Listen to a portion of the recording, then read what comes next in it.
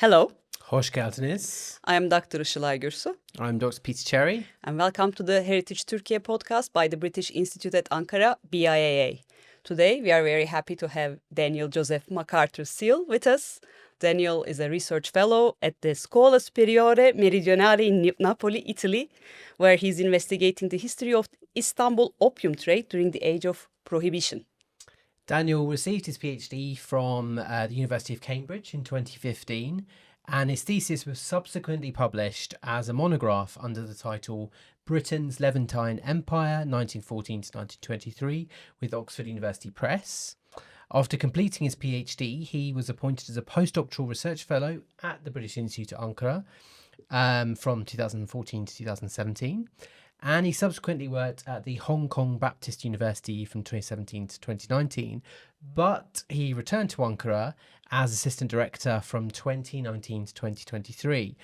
And we're especially pleased to have Daniel with us today because he is en route to Istanbul, where he's presenting at an international conference called Travellers in Ottoman Lands, which the BIA is proud to support. So it's great to have him with us.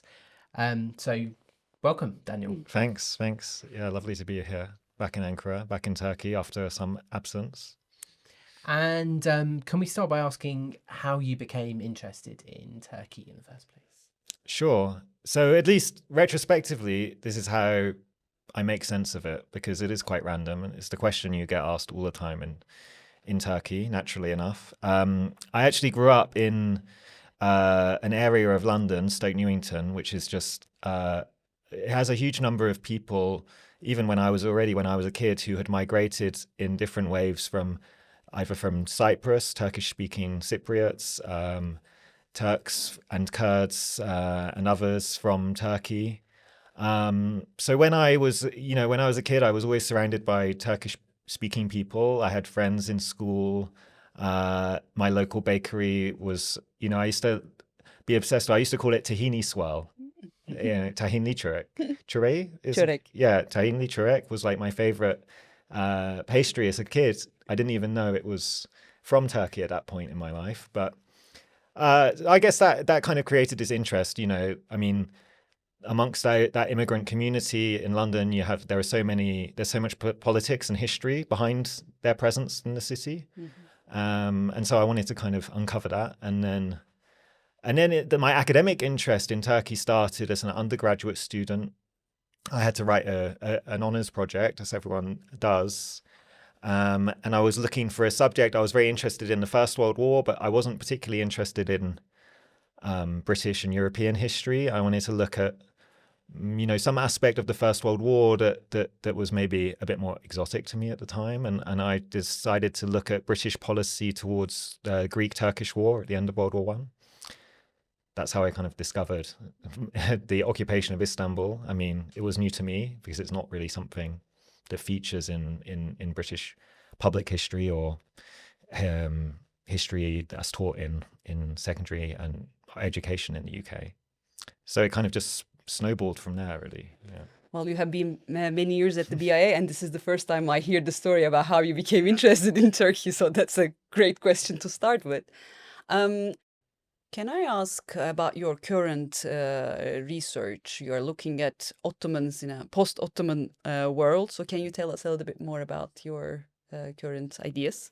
Sure. So I'm now moving forwards in time into the 1920s and 30s. But I'm still really interested in the legacy of these final years of the Ottoman Empire. And as I just mentioned, one of the legacies of the occupation and the victory of the Turkish nationalist movement was the fact that huge numbers of people fled Istanbul, principally Christians and some of the loyalists to the Sultan and Ottoman liberals as well. And those people get distributed kind of all over the Mediterranean and even further afield. I start to be interested in how those people survive in their new environment and what kind of, let's say, lingering Ottoman connections they maintain with each other and with Turkey and with Istanbul. Those people, I think those people are very important in telling the history of Istanbul before 1923, because when they leave the city, they bring with them their memories, their documents, their archives. And the fact that they're absent from the city has, of course, led them to be written out of histories of Istanbul. So, but then I'm also interested in their new lives abroad. And one of the things that I got interested in now is smuggling, as we're going to talk about, I think. Smuggling with smuggling between Turkey and these exile communities, newfound homes, is one of the ways that they sustain themselves and reestablish themselves, try and reestablish their fortunes with more or less success in their new host cities. Is there a specific example that you would like to give, like a person or a case that is affiliated with this? Yeah, I mean, let's see how many details recall to mind. But for example, there's one Ottoman Armenian or post-Ottoman Armenian, let's say, who's arrested in Cairo as the result of the fact that he'd been organized this large network for the import of opium from Turkey into Egypt. It's interesting that someone who had obviously been from one of the communities that had fared so badly in the final years of the Ottoman Empire, which had almost been entirely destroyed within the borders of present-day Turkey, still used his connections with the country in order to attempt to make a life for himself in his newfound homeland. Without success, he ends up arrested and imprisoned. But there are presumably many others who succeeded, and as a result, we don't hear about them in the historical records. Yeah. Thanks. So in a recent article of yours where you're looking at the opium trade, you talk about Istanbul as playing a central role in the global opium trade. Can you talk a bit about this? Like, why? Sure. I mean, it's something that is not very well known in Turkey today or elsewhere. But the Ottoman Empire was the fourth largest opium producer in the world at the height of the opium trade in the 19th century, after China, India, Persia, and Istanbul as the major commercial hub of the empire, along with Izmir, were the two kind of central trading locations for opium. So it was that the opium produced in Anatolia and Macedonia would be, gathered, prepared, packaged, sold, and exported. At the beginning, in the 19th century, a lot of that commercial trade from Istanbul to the world was in the hands of European traders, as you might expect. But by the 20th century, more and more, it's this commerce becomes nativized, let's say. More and more of the trade, especially as Britain and other imperial powers pressure their subjects to withdraw from the opium trade because it's something that's no longer acceptable. Then you have Istanbul locals stepping up to fill that void. Some of them creating their own kind of commercial networks with the old center of the opium trade in China, and some reaching new markets of drug users in European cities, for example, and in North American cities. They're able to harness that network of Ottoman subjects around the world that resulted from emigration and exile in the last years of the empire to create kind of illicit trading networks that in some ways mirrored, the earlier imperial and legitimate at the time trading networks for opium in the 19th century. You also note that Turkey had a prolonged resistance to international restrictions on the narcotics trade. So why was that? Well, as Turkey was born through this conflict, it was desperately in need of all kind of sources of foreign revenue. All exports had to be revived. The opium production was devastated by the First World War, and then especially by the Greek-Turkish War, which was, fought over some of the most productive poppy fields in the country around Afyon and the rest of southwest Anatolia. So, they were trying to forge a new economy, and they needed revenue. So the idea that they should cut off one of their most lucrative sources of revenue, I think that opium was about the sort of in the top 10 of the most exported products from the Turkish Republic. They were resistant to that idea from a financial perspective. They also pointed to the hypocrisy of the Western powers that had profited for so long from the trade in opium, as if now that it was Turkey's turn to profit from this trade, suddenly it should be condemned and made illegal. So there was a resistance for a period of time. In the end, especially American pressure broke that resistance. And Turkey complied bit by bit with the evolving kind of restrictions on the opium trade and opium production, to the point that today, it's a very small industry. I mean, you also already mentioned the engagement with economies like China and Japan, but can you tell us a little bit more about how that whole network was working and how it is relating to these countries and new economies? Sure. So there was two levels, really. There was an official effort to boost Turkish trade in the East Asia. So you have people writing in like economic journals like Kadro in the 1930s saying, here's an opportunity. The Western powers are vacating this market and we have a chance to step in. And the Turkish state takes notice of this, and there's the creation of this narcotics products monopoly in Turkey in 1933, which is an attempt to answer the kind of critique of Western powers by saying the state is now going to control this commerce. But that obviously incentivizes the Turkish state to try and to sell opium as widely as possible. And one of the things that they do is they send, official delegations on tours of East Asia. They use their diplomatic channels to facilitate sales of opium to Japan, especially into Japanese-controlled territories in East Asia. That's a period, obviously, of the Japanese imperial expansion in the region. At the same time, there is this sort of underground network operating, which involves mostly Ottoman Greek and Hellenic Greek subjects with connections to the empire, who are both living in Europe, but also living in port cities on the coast of China. And there's basically feeding Chinese demand for opium and later for refined opiates like morphine and heroin, using the factories that at that point are still legal in Istanbul, and then using once they are criminalized after 1933, using the kind of underground factories for drug production that get created in the city. So there's this parallel process of state licensed sale of opium, raw opium, and then the underground distribution of heroin and morphine to East Asia through these post-Ottoman diasporic networks. It's interesting, like talking about the kind of transnational nature of those.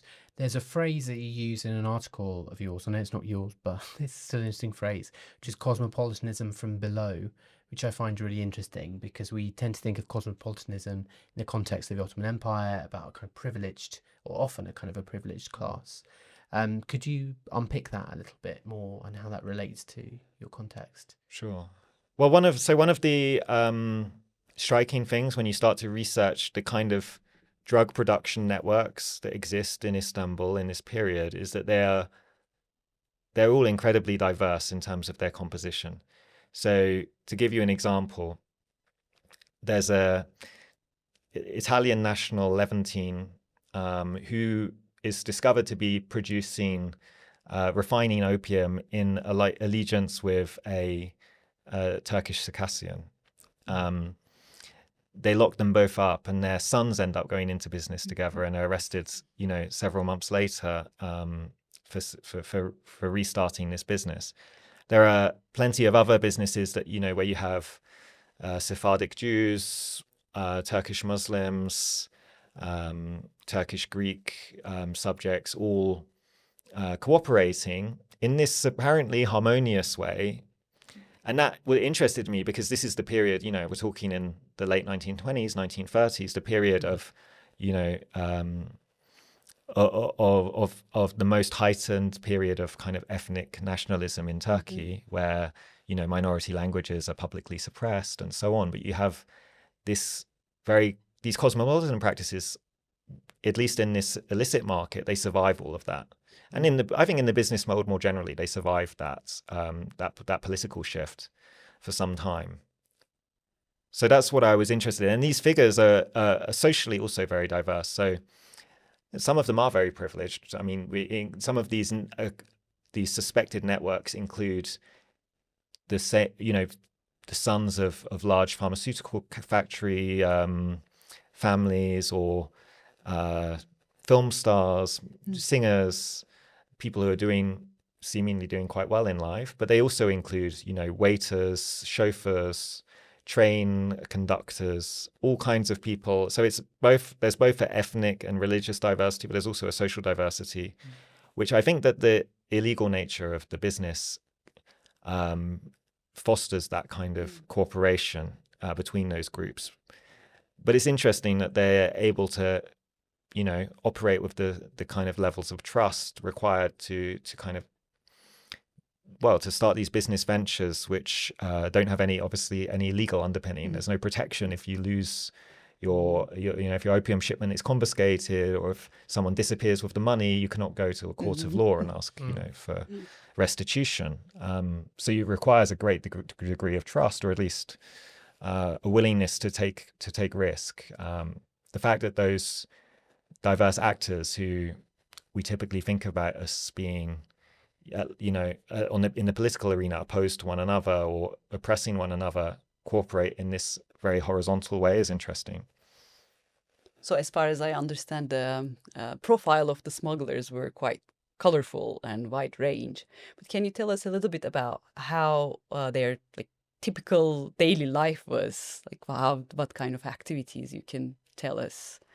Yeah, there's really no typical.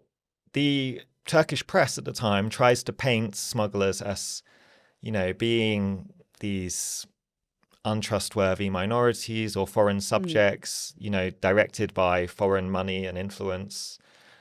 That they are these degenerate characters that hang around in bars, that have unsavory connections with women and so on. That it's linked to prostitution, or the kinds of popular entertainers and all kinds of unrespectable constituents of society. But there's no real typical story. You have bank managers being arrested, people you'd expect to be upstanding citizens. You have engineers, people who you wouldn't normally label as kind of likely to engage in this trade. I mean, there is overall a kind of disproportionate overrepresentation of some professions, some ethnic groups, although it's difficult to say how much that results from their engagement in those activities, or the fact that they are more policed than others. As we still have this issue today. What professions, Bill? What professions? Well, especially people in the world of entertainment, like waiters, bar owners, female singers and dancers, actresses. And then there's also, of course, a lot of people in the pharmacy business. One of my hypotheses is that there's a huge restriction put in place on pharmacists in the early republic. The number of pharmacies that can be licensed in any given district is restricted, and that especially causes a lot of pharmacies in Beyoğlu to close down. And so you have a whole bunch of out-of-work pharmacists who have access or knowledge about these narcotics, and then a thriving black market in opium and opiates. So those people with that kind of chemical pharmacy background are also overrepresented. Kind of Breaking Bad. Lots of physics show, right? Anyway, so and also turn attention to other themes in your research. So you published an article recently where you were looking at histories of sex work in Istanbul during the occupation years. So how did you go about researching that, and do we find, or did you find many sources from the sex workers themselves? Yeah, that's what I set out to do. The issue is that, sex work is often talked about from the perspective of policing or regulation or, salvation, moral salvation of these women, but you rarely hear those women speak in their own words. What I discovered in my research on occupied Istanbul was that there was a huge amount of testimony that had been recorded, because especially in the French archives, the French police were particularly active. The French military police were particularly active because they would pursue these women, but they would pursue women who were suspected of having given sexually transmitted diseases to French soldiers. And when they found those women, they would interview them. And you would often hear about their backstory. They would tell you how they entered the business, what misfortune it was that had led them into sex work. They would sometimes say that, these soldiers had misled them with promises of marriage or seduced them in some way as well, that they shouldn't really be called sex workers, but they were viewed as such. And then I found another set of sources that came just after the occupation period, which was something that, one assumes would never be past an ethics committee today, but the League of Nations sent someone to pose as a pimp to talk to these sex workers in Istanbul, and it would often induce them to talk by promises of a better life abroad or more money in another brothel somewhere else. And then he would record those interviews. And so you have these two sets of sources, these police interviews and this undercover interviews. That gave me a lot more insight into what motivated those women and how those women responded to legal challenges and policing efforts and restrictions, which especially in the occupation period were very much in flux, because suddenly you have all of these rival military authorities issuing new ordinances for how sex work should be controlled in the city. So rules change day to day, and there's a kind of general confusion in the administration. And generally speaking, those women try and evade regulation and evade surveillance. So the states that are active in the context of occupied Istanbul, both Ottoman and Allied, pursue them and try and enforce their registration, enforce their medical inspection, restrict the times and places that they can practice their business, and end up and arrest breaches of that. What about specifically about the British regulations, and how did they survive into the new republic, these regulations? Yeah, so the regulatory framework they use is still the Ottoman one, because the Ottomans were already during the First World War in 1915 created this set of regulations for prostitution based more or less on French model of like licensed prostitution, where prostitutes had to be registered to a specific brothel and kept on the books there and then subjected to medical inspection. The British are actually worried because Britain had previously experimented with regulated prostitution but had abolished regulated prostitution already. And that had caused a huge controversy in the UK. And there was a fear that actually if Britain's military officers and diplomats abroad were seen to be endorsing the idea of regulated prostitution, that it would lead to a revival of this controversy in Britain. So British prefer to actually rely on the Ottomans and their allies to do the policing. So effectively what the allies do is, yes, they arrest the women, but then they bring them to the Ottoman sanitary service to be inspected and regulated and registered. So it's a continuation of the Ottoman system, but just with many more actors enforcing this regulations in a more militarized way.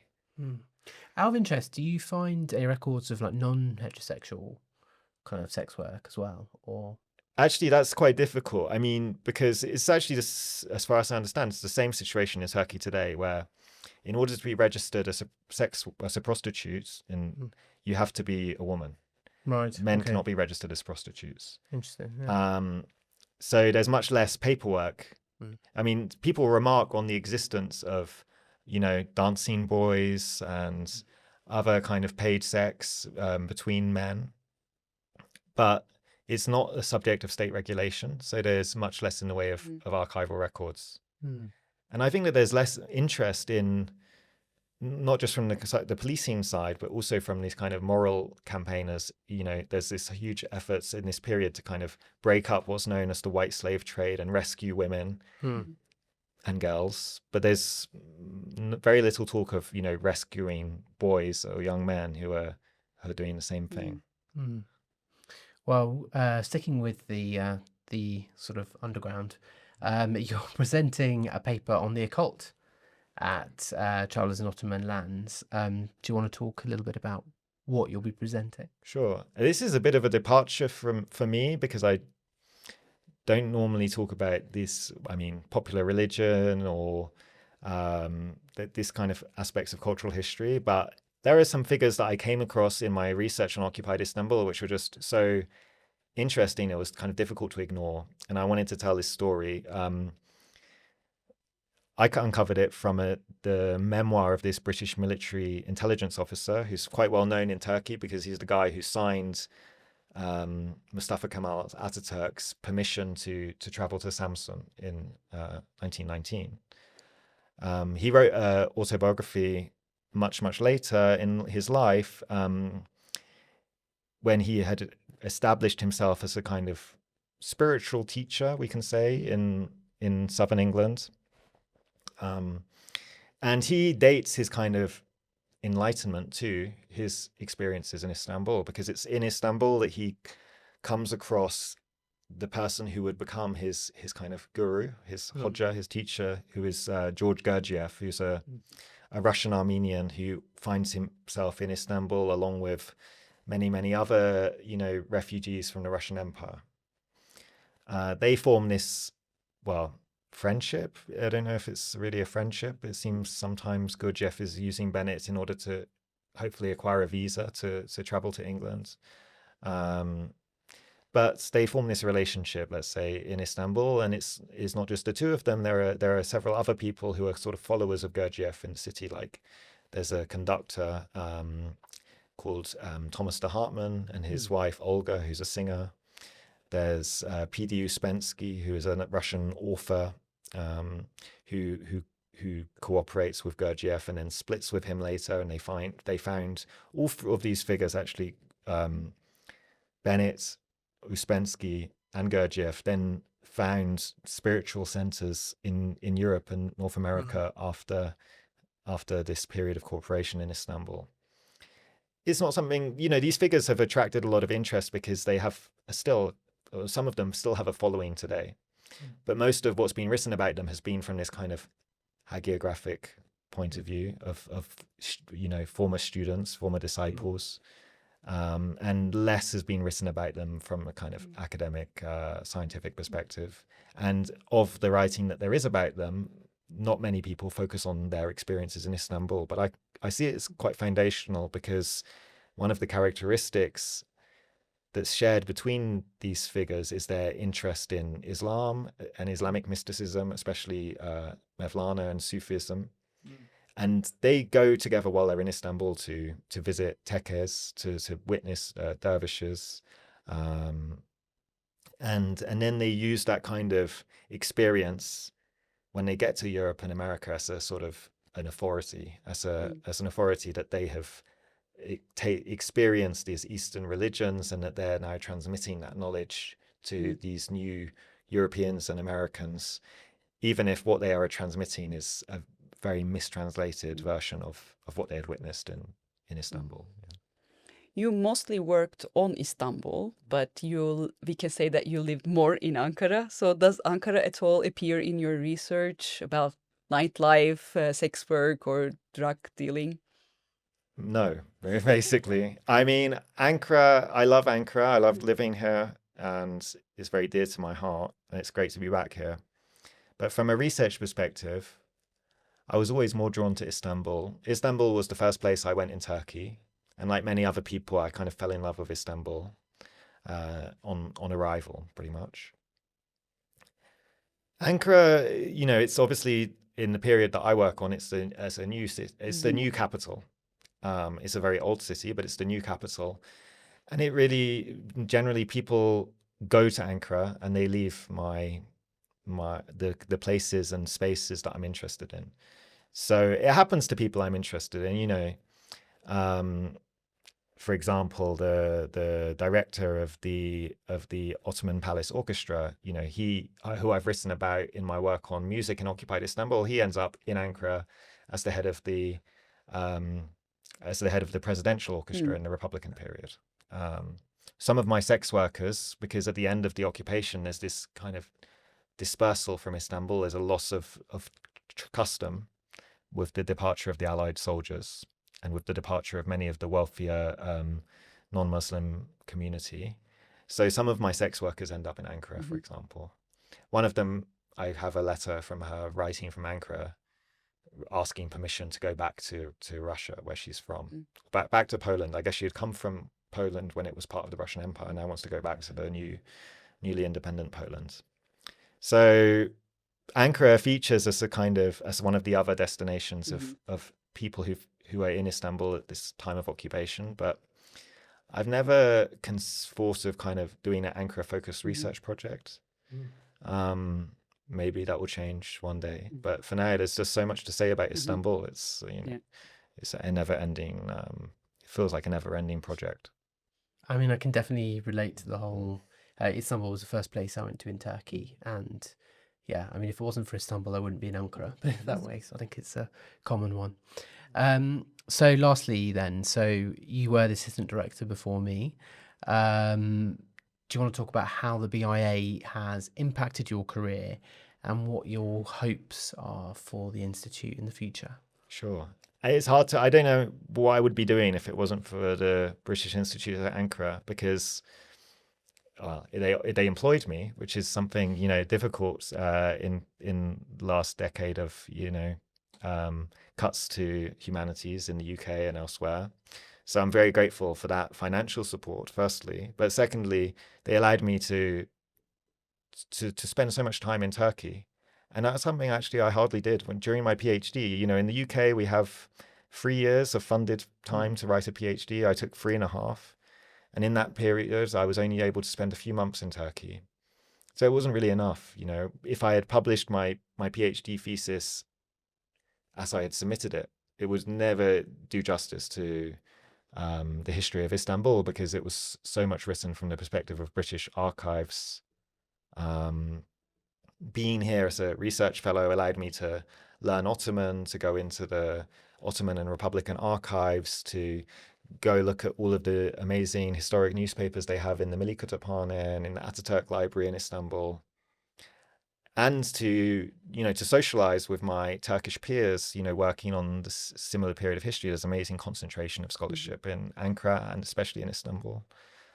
So the fact that there is this institution that allows naive, British scholars to kind of come to Turkey and support themselves, and actually learn, what it is that they're trying to talk about, from, on the ground, in that horrible expression, it is really amazing. And it would be difficult. Yeah, I don't know, I'd probably still be a historian of British foreign policy, which just gives me the ick to think about, rather than what I consider myself now, which is like a social historian of Istanbul. And I'm really grateful to the Institute, and I'm also really glad that the Institute, because someone like me would never have got support from the Institute in the early days, in the early years of its existence, when it was so much just focused on archaeological research. So I'm really glad that this succession, let's say, of assistant directors, yourself included, myself, Leo, my predecessor, and his predecessor, for the last couple of decades, has been expanding the Institute's research remit into the humanities, history, social sciences, political sciences, even if that has brought its complexities and difficulties that maybe our archaeologist friends are not so, it causes concern to our archaeologist friends. I'm really glad that that expansion's taken place, and long may it continue. Thank you so much, Thanks very Daniel. much. This was great. Thanks thank to you too. Take care and Görüşürüz. görüşürüz.